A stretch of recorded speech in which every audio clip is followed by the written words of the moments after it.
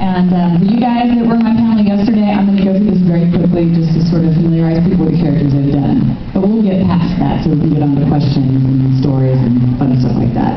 So I also like to Facebook fans. I love talking with you guys. I love announcing when new shows are coming out. There's a new character in fall. I can't wait to announce it. It drives me crazy being here and not being able to talk about it. But there's new stuff. I know. But there's new stuff coming out that I think is pretty exciting. So Facebook me and we will keep in touch with all that stuff. So when I started, on anime, of course you build up. You start doing what's called wall of sessions. Now, if you were on my panel yesterday, do you remember what a wall of session is? Group of people. Do what? So like a group of people started saying mumbling noises. Yeah, mumbling noises and lots of little girls. I've run out School Rumble and different shows where you have the girls in the cafeteria, they're all giddy over some boy. That could be a lot of anime shows, right? And so they hire, actors to get in there and, start making, that background noise. And so eventually I started there with some other supporting characters, but the character that you may know me best for is this one, Nico Robin from One Piece, who I adore. I think she's amazing, and it was really exciting to be able to work on this character, voice this character, and like I said yesterday, the entire cast, we were so thrilled to be able to work together on the show, especially because the Japanese had to approve our voices.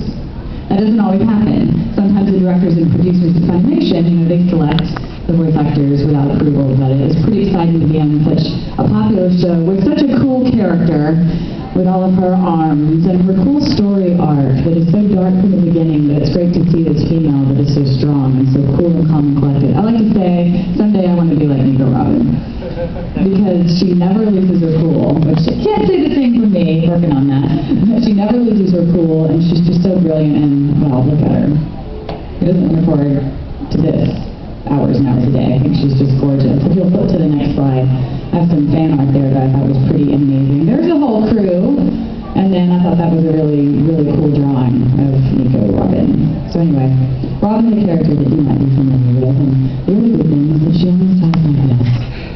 So you can do this for hours and hours in a year, talking about Poneglyphs and Skypiea and battling with Eneru. You guys know Eneru on the show? He's basically the character, the God figure character. And a good friend of mine, J. Michael Tatum, voices Eneru. If you know Tatum, he's hilarious.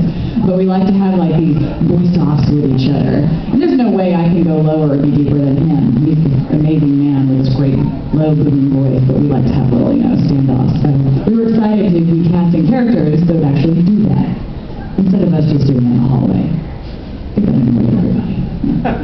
So anyway, there's Nico Robin. And then another character that you may be familiar with is Claire in Claymore. I love that show so much. If you haven't seen Claymore, and I swear Funimation is not paying me to push this show, but it's just amazing. And it was certainly an honor to voice Claire, just because she's so amazing and cool and strong.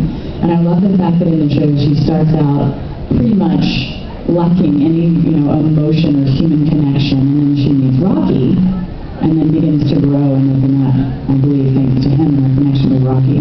But it's also great to voice a character that if you look at this picture down here, who when her yogi starts to awaken and she starts to yell out, that's like a demon inside, a monster inside, but she gets really fierce. And as a voice actress, it's, a lot of guys voice the monsters. The Chris Sabbats of the world, they get to voice the monsters. I haven't voiced that many monsters, or actually any. Vampires, sure, but not monsters. And Claire, that's just the beginning, having to, or getting to voice something that's just so gravelly and powerful. That was exciting. At the end of the show, we actually layered the voices so the monster effect was even greater. But they didn't put a ton of effects on the voices. They layered them. So that was sort of an interesting note on how that happened in production.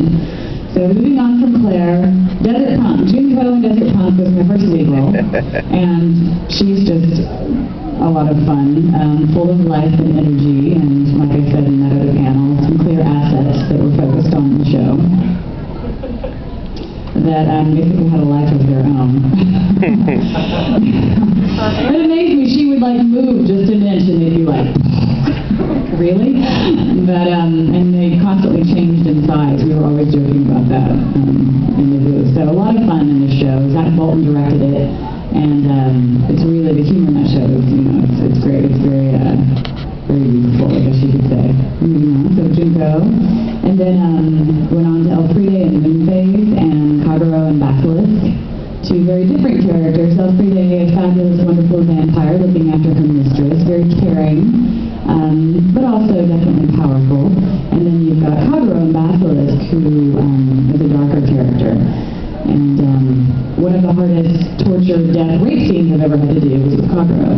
That was probably the third show I'd worked on, so that was some pretty deep water to jump into, especially going from Junko and Desert Punk, that's just over-the-top comedy, and then going to Kagero. But this show is so beautiful. It's gorgeous to look at. The artwork in it is amazing.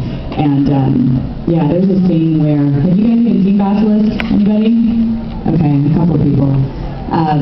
That scene towards the end where he's shooting those little silver things at her in the abdomen. That was really tough, going through that. And then she's tortured beyond that. So, but it's a beautiful show. And like I said yesterday, I don't read ahead in the manga. I don't want to know what's happening. I like to be surprised when I'm in the booth. I think you get a better read when you do that sometimes. And in this show, people were killed off every episode. And so I'd walk in and say, do I die today? Do I get to live? Do I get to keep working on the show? Please tell me yes. So fortunately, she was in the show for quite some time, but then had a